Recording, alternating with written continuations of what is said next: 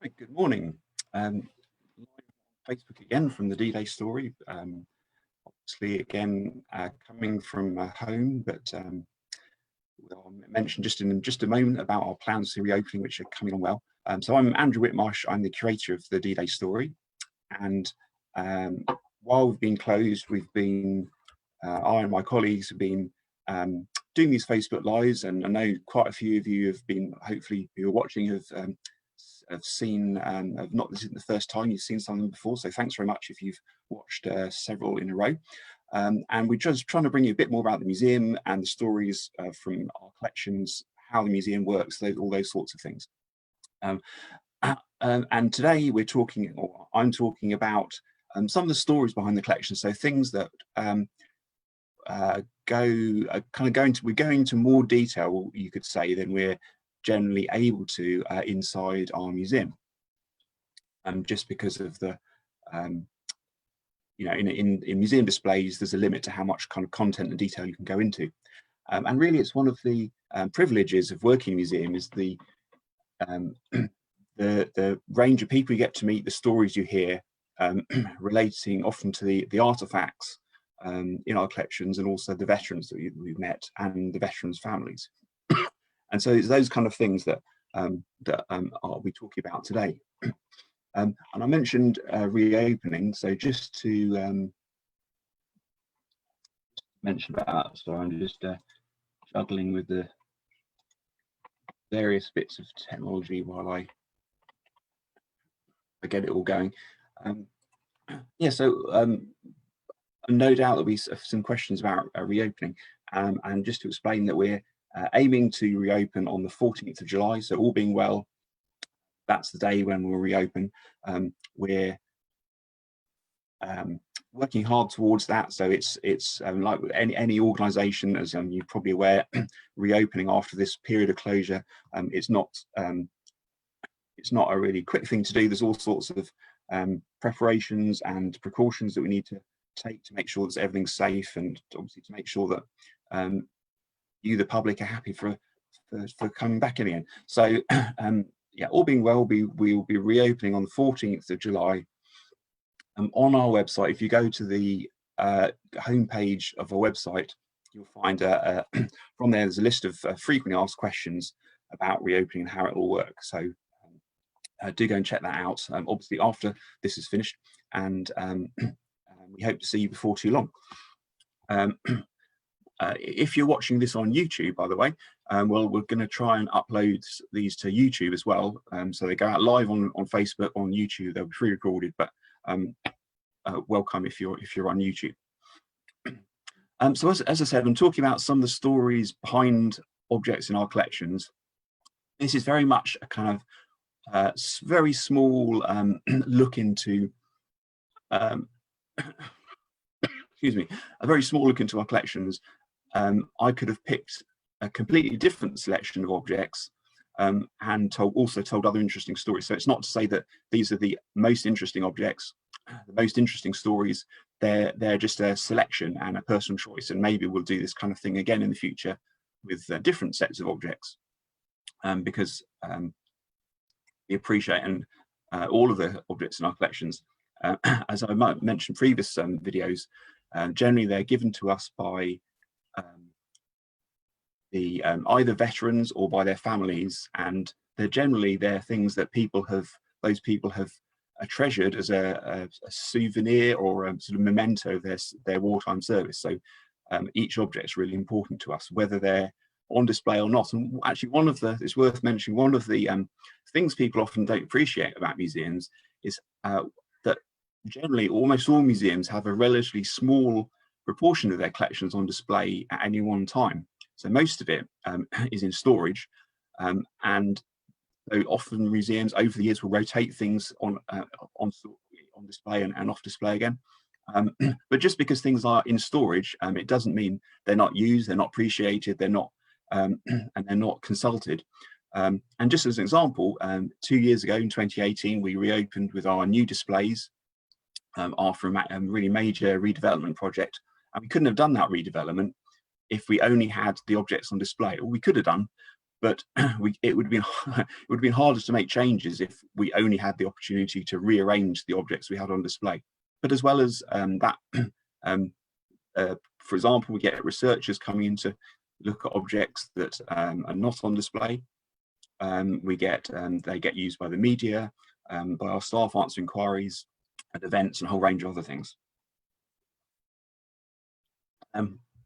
Right, so let's it's enough of me talking, and let's dive right in. So I'll start sharing some images on the screen.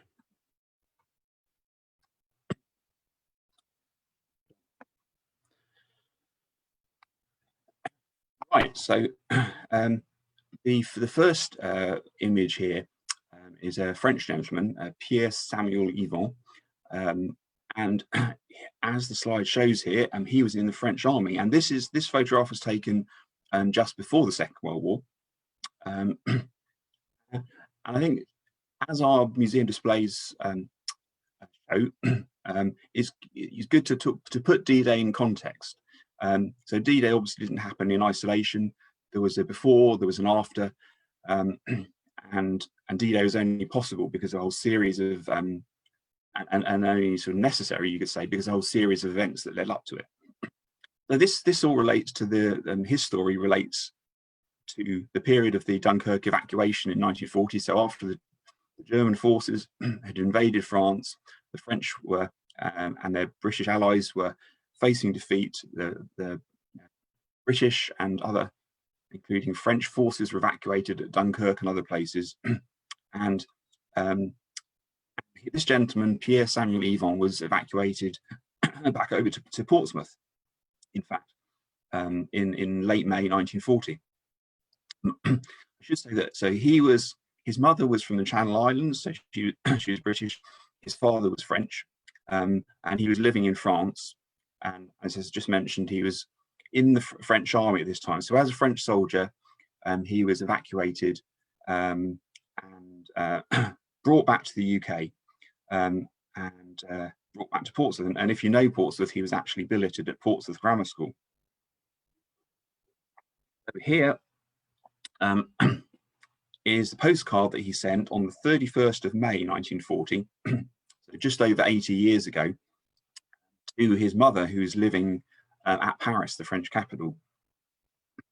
This would have been written when he was in Portsmouth, shortly after having got back from France. And so he writes along these lines: "Arrived safe and sound in England, and we now wait our next destination, France. We've been welcomed warmly by our allies, who could not do more for us. Not all the men who accompanied me are returning. Look forward to seeing you again soon." And his mention of returning to France, well, I guess, firstly, it's often forgotten that there were troops, French and British troops, who were sent back to France to continue the fight. So he may well have, after Dunkirk, immediately after the Dunkirk evacuation, so he may well have been thinking about that. But then those people who did stay, French people who did stay in the UK, many of them then joined the Free French forces in the years to come. But that wasn't his fate. So he had decided, as many of the French troops did who'd got back to the UK, to return to France.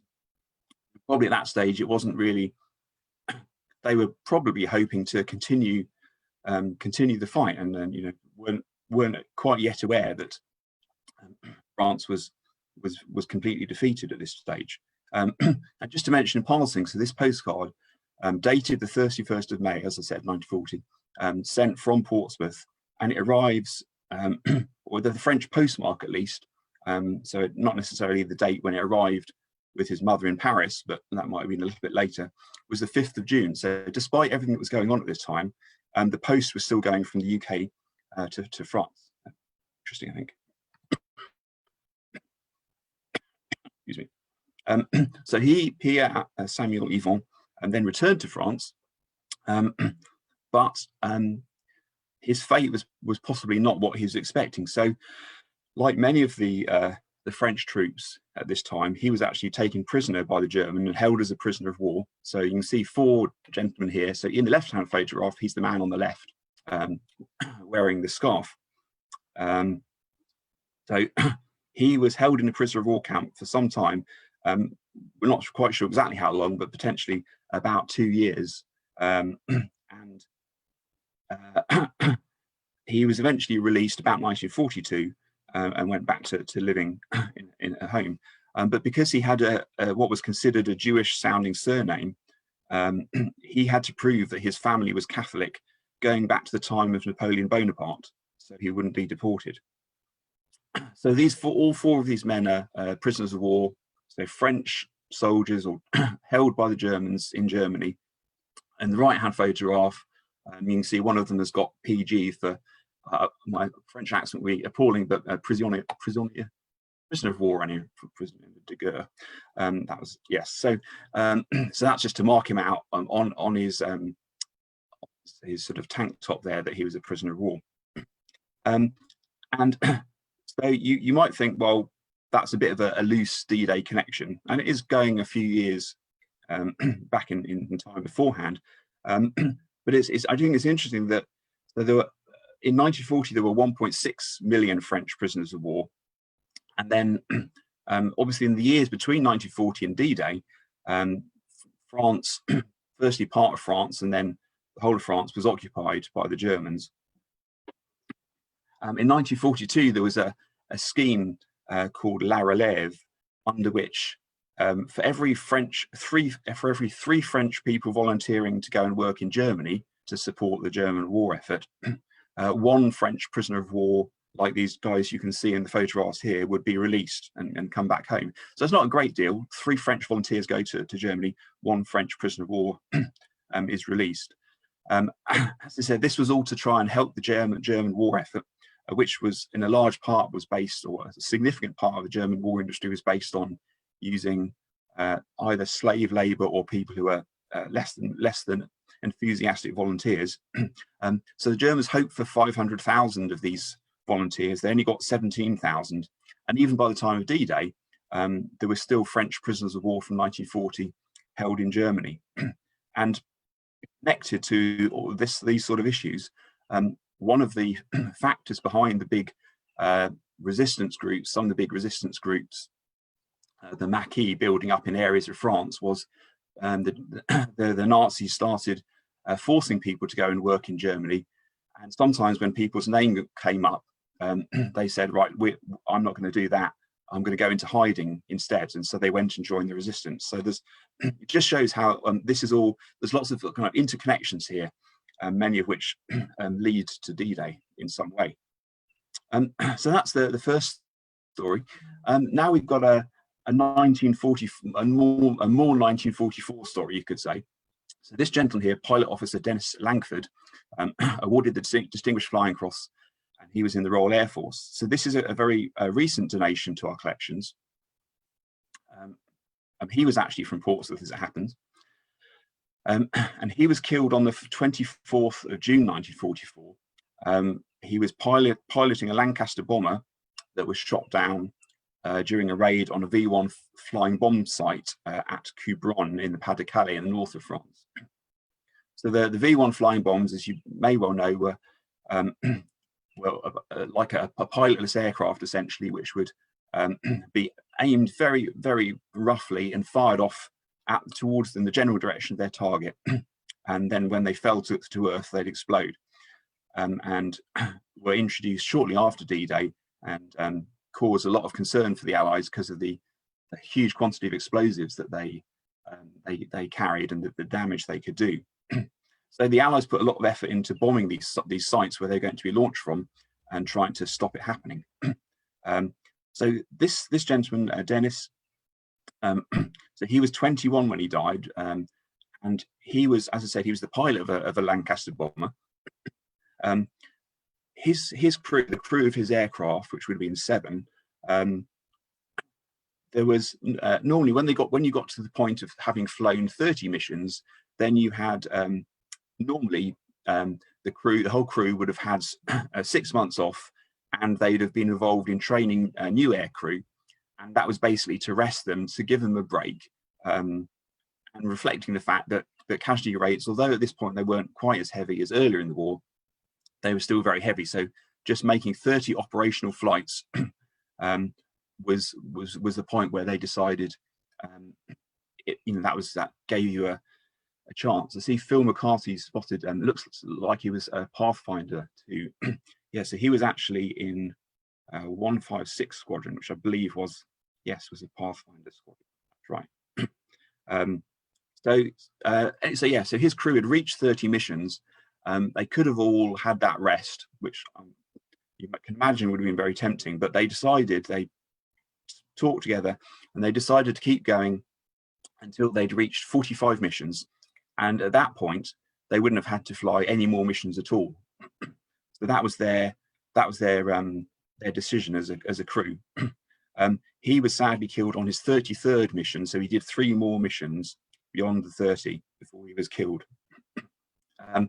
But as part of this collection, we've got has also got his pilot's flying logbook, so you can see the cover of one of them here.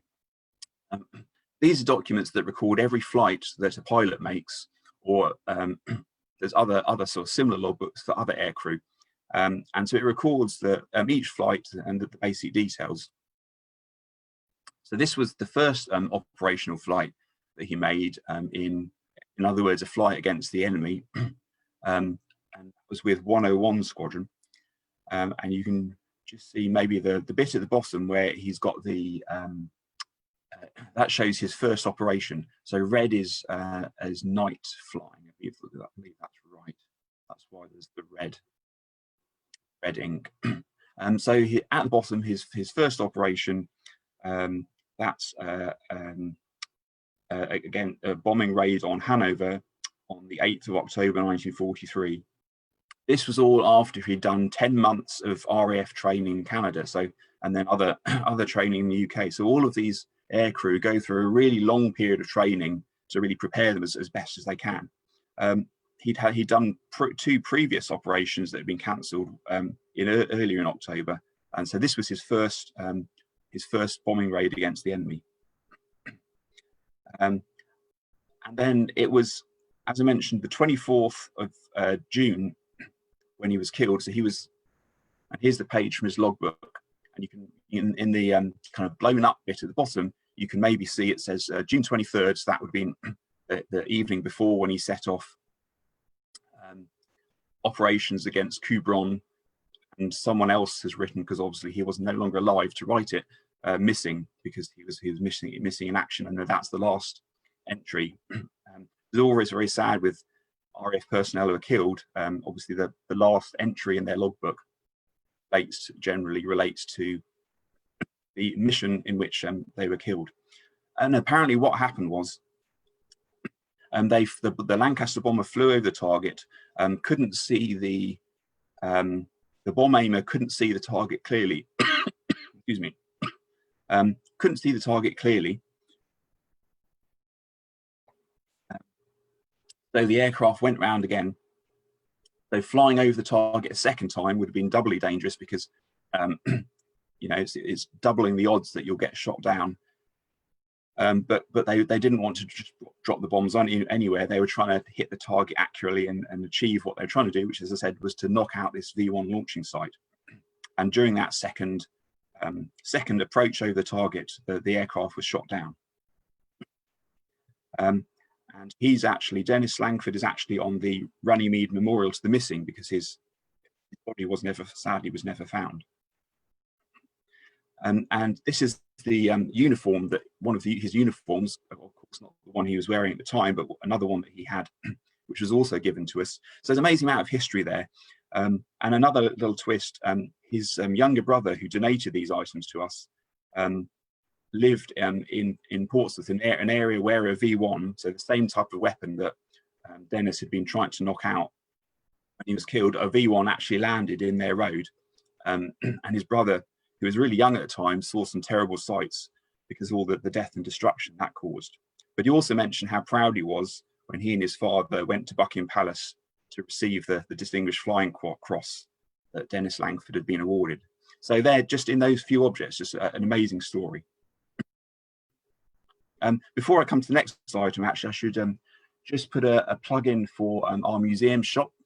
which I've mentioned before. So if you go to the homepage of our website, to the ddaystory.com, you can see there's a link near the top to the museum shop or online shop, and anything that you buy on there helps support our work. So thanks very much. So the next person I'm going to talk about, as you can see from the text here, is a Wren, so a member of the Women's Royal Naval Service, Jean Sanford. So in the left-hand photograph, she's the lady in the middle. She again was based in Portsmouth. We don't know all of the details, but we've had to kind of piece them together a bit from the records and the material that's part of this collection, which was given to us very kindly by her family. She seems to have been, so she was, as you can see from the photos, really, she was, you can guess from the photos, she was working on boats. So the Women's Royal Naval Service was supporting the rest of the Royal Navy, the men of the Royal Navy, I guess you could say.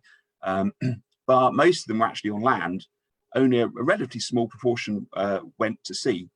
And those who did go to sea weren't, well, I should say, were not actually going to sea in the sense of going off for days at a time on ship, but operating from a land-based boat like this one, so a relatively small boat, but going out, and they were going out into the Solent, the water between Portsmouth and the Isle of Wight.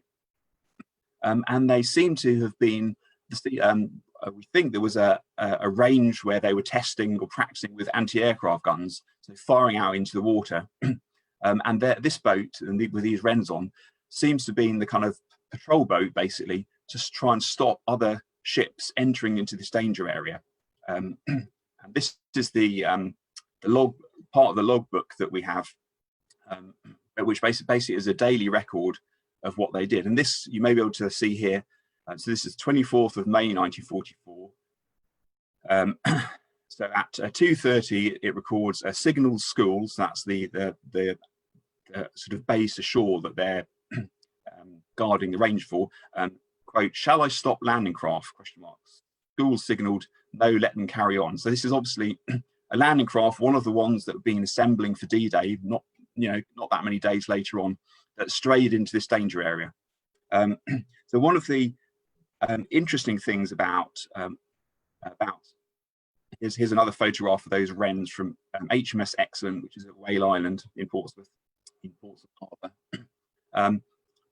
One of the interesting things about this group of Wrens is that apparently they had a pistol on board, and that in a wartime that doesn't sound that surprising, but the British armed forces in the Second World War had this attitude approach where women were a really important part of all of the armed forces, but generally they weren't allowed to carry or use weapons. So it's to the extent, for example, with anti-aircraft gun batteries, they could do all of the tasks involved in, or many of the tasks involved in operating the anti-aircraft gun batteries, but they couldn't literally pull the trigger that fired the gun. So similarly, women wouldn't normally be given firearms, but it appears that because this boat was operating quite a little way off the coast, in theory, there was the risk that a German boat could kind of zoom up and try and take them prisoners. So they had a revolver to defend themselves. And now you'll see a much, some of these stories you might be saying have slightly more tenuous connection to D-Day, but I'm putting them in just to kind of give some context and show kind of sort of the range of our collections, some of which we have because we're part of Portsmouth Museum Service. So the D-Day story is part of the city's museum service. So that's why some of these objects are more relating to the Portsmouth side rather than the D-Day side. So this map here is part of a set of maps that are in the orders for Operation Neptune, the naval aspect of D-Day. These are actually called Mickey Mouse maps. And actually, I think it says at the top, Mickey Mouse diagrams, which is obviously quite a bizarre name. There's a whole series of these, and I'll show a couple, which show different stages of D-Day, or the day before D-Day, D-Day, and the few days off. Excuse me, a few days afterwards. So the one you can see here is at H minus 12 hours. So H hour, or H, is the time when the first troops landed. So that was about 6:30 on the American beaches, about 7:30 or so, a bit later on for some of them on the British and Canadian beaches. So it's 12 hours before that. So it's still on the 5th of June. So Phil McCarthy says Piccadilly Circus. Yes, I'll come to that in just a moment. In fact, I'll talk about that. So there's a series of maps showing the ships crossing the channel. In fact, let's zoom in, as it were. That's that central bit. You can just see the Isle of Wight up the top there. All the lines heading down towards the bottom are the various lanes that the Allied ships would take. And just below and to the right of the Isle of Wight, there's a circle, not the really big one in the bottom right corner, but a little bit back towards the Isle of Wight, a smaller circle. And that's the famous Piccadilly Circus, which was this point at which the most of the ships all passed through. I guess really it was kind of lining them up, so they're all heading out in the same direction. I think sometimes people think that they all gathered there, and that wasn't the case. I think it was more just because they were coming from, as we can just go back to this previous map, you can just about see, hopefully, that there's lines coming from the off to the east and off to the west. So there were ships coming from a really wide area, and they were routed through this point, through Piccadilly Circus. So they were then heading in the right direction and heading down the fairly narrow channels at this stage that had been cleared of mines. So they were the German or British potentially mines, so they were safe for the ships. You can see a couple of ships, or convoys rather, at the bottom left that are coming from, because they're coming from so far west, they've kind of taken a shortcut, and that's planned in. But so you can see that there's different, so all of the dark arrows basically, each one of those is a convoy of ships on their way to Normandy for D-Day. As I said, this is 12 hours before the first troops landed. So they're on their way, and all in sequence. And this, obviously, the sequence they were heading out all depended on the or was all deliberately done so that they'd all arrive at the right time, and the right troops would be unloaded on the beaches at the right time, and the ships that would be supporting the troops when they landed were all in the right place at the right time. So it's another example of the amazing amount of preparations that went on.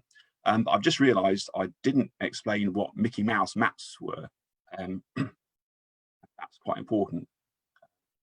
I'll go to the next page, because this might kind of help illustrate it. So this is now 6 hours further on.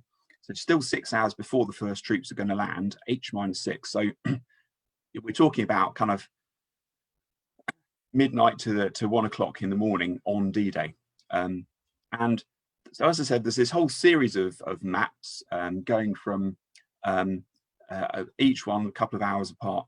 And the reason they're called Mickey Mouse maps is you used to be able to get little booklets in cartoons of Mickey Mouse or other cartoon characters, and each one was a drawing that was just slightly different from the first one, so that when you flip through them really fast, you just flip through the pages, you would see the character would move like they're on a cartoon film. And so this was a similar kind of principle, and no one was actually going to flip through all of these because they're too big apart from anything else. But if you had been able to do that, you would see all of the ships gradually moving across the channel and heading over there, just like those different stages in the cartoon drawing. So that's what why their name is. So this, as I said, 6 hours before D-Day, before H hour rather, and you can see that the first convoys are getting quite close to France, still a little way off. There would have still been some ships, like particularly the minesweepers, right close off the coast at this point, but the main convoys were still heading over there. Then the last one, this is on the 7th of June at midday. So after D-Day, more and more ships and convoys going over there, but you can maybe see that in the middle of the channel, there's three really, really long lines, three really long convoys. And any guesses what that might be? I'll tell you the answer in just a second. So unless you can type really fast, don't necessarily worry about putting a comment in. But just can you think what those might be? Well, the answer is those are sections of the Mulberry Harbours, and that's why they were so long. Because so the Mulberry Harbours, the artificial harbours that were taken over in sections and assembled off two of the beaches, off Gold Beach and off Omaha Beach. The first sections of the Mulberry Harbours have been towed over, and presumably they routed them through at this point because there was a little bit of a lull because all of the first lot of troops had been landed on the beaches, and then basically all the ships were heading back to the UK to pick up more troops. So they were then sending over the first parts of the Mulberry Harbours. And because a lot of these sections of the Mulberry Harbours were so big, that's why the convoys are so long, and you wouldn't have wanted them getting tangled with anyone else. Now a quick mention of this gentleman, Surgeon Commander Bill McKee from the Royal Navy, and his sword. And obviously on D-Day, no one was actually equipped with a sword. Well, there's one gentleman, isn't there, that's sometimes meant to have been. But anyway, no one officially was carrying a sword, and so he certainly wasn't. But he was there on D-Day, so he was on a warship, which I'll mention in just a second, at D-Day. But this is just a nice story associated with his sword. So earlier in the war, he'd been working in Portsmouth dockyard and staying possibly in the officers' mess in Portsmouth when his accommodation was bombed. And he went and recovered this sword from the rubble, and he was really keen to get it back because it was the one that he'd been commissioned with. So when he became an officer, this was the one that he had. So it meant a lot to him. He wanted to recover it from the rubble. So that's why he did.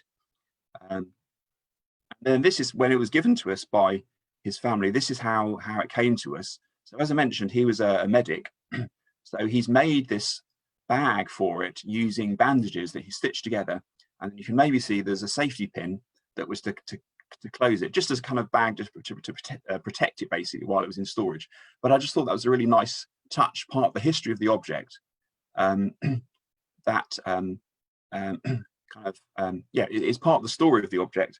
I guess he may well have made this after the Second World War, but still it's part of the story. And as I said right at the start, and this is a nice example of one of the really treasured objects in our collections that was treasured by the person who originally owned it and meant a great deal to them. That's why they kept it. And so it's great to have it and be able to sort of keep a record of that story for the future, and just to kind of convey some of the in that way, to convey some of these sort of experiences that people had during the Second World War. So Phil's mentioned Jack Churchill, who is said to have taken a longboat on D-Day, and that's the gentleman I was thinking of. So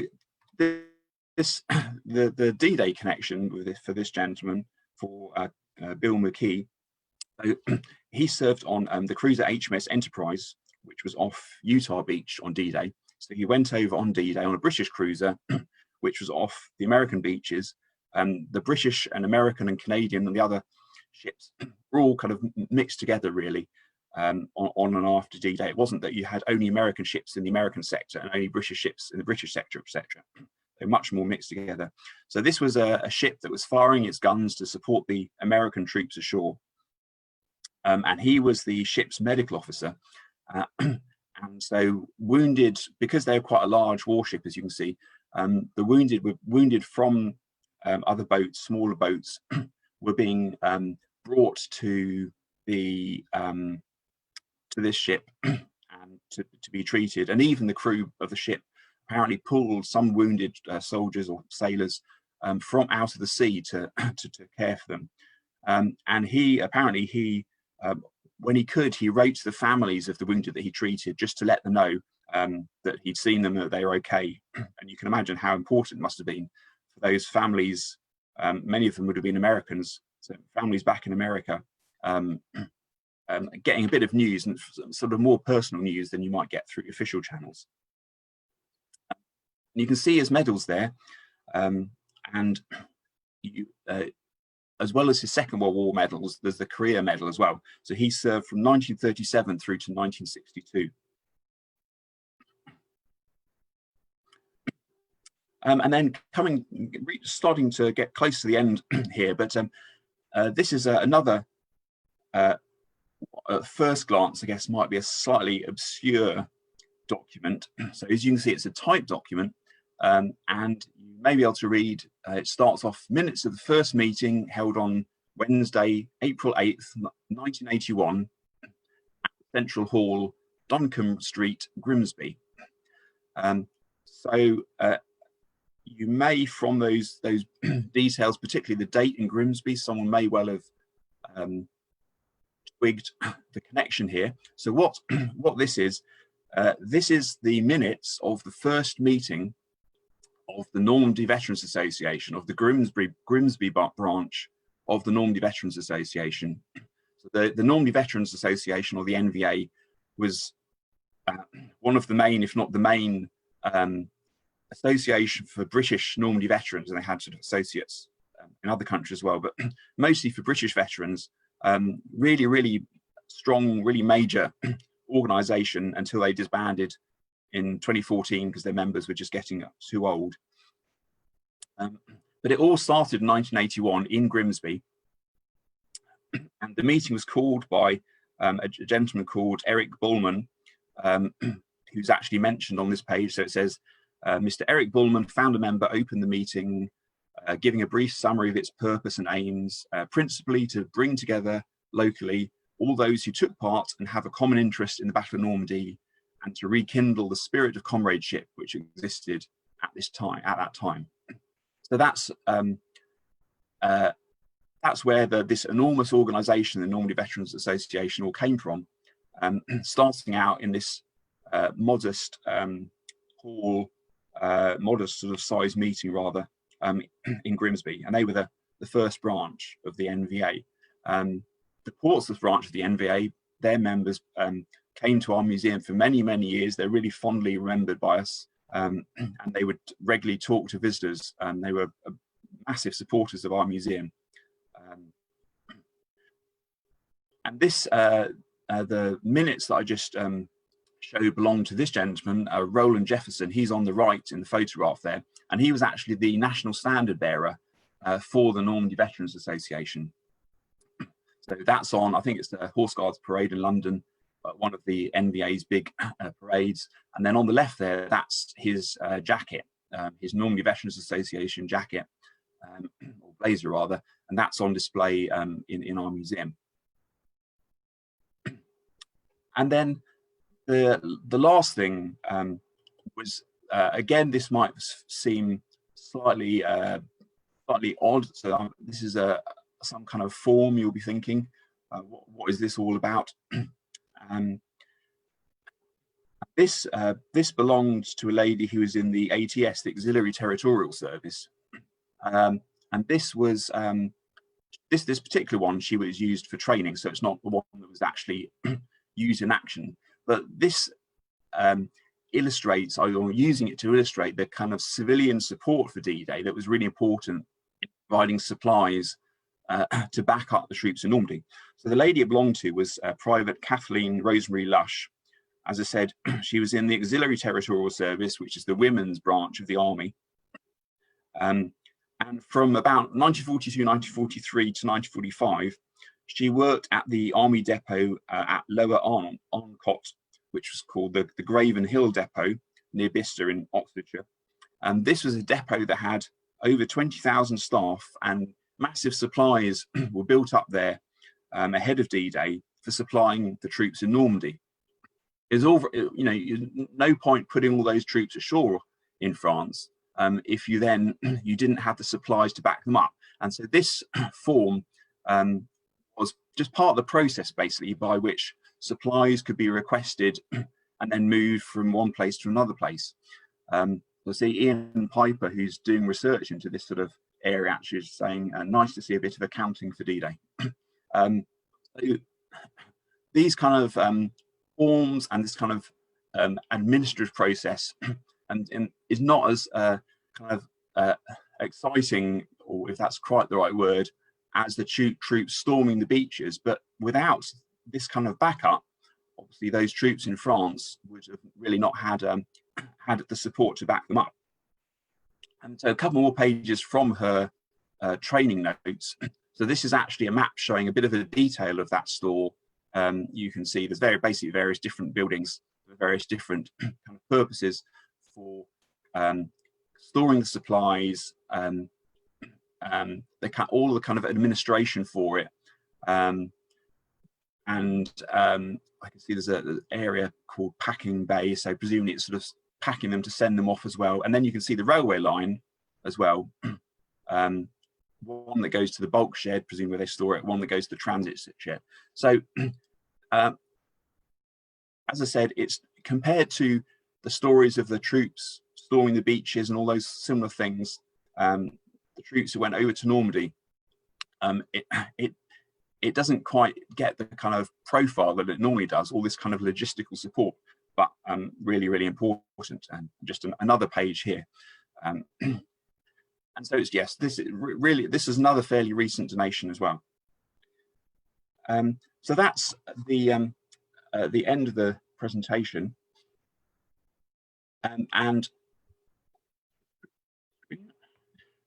So thanks for watching. I hope that was of interest. If you've got any questions about the things that I've talked about, then do post questions. Once the live has stopped, we'll still check them and answer questions. As I mentioned earlier, we'll hopefully be reopening very soon. So do check our website to find out more about that. Also to look at our online shop, and as I said, spending on that supports our work. So thanks very much if you can do that. And we hope to see you soon visiting the museum once times are returning back to normal. Thank you.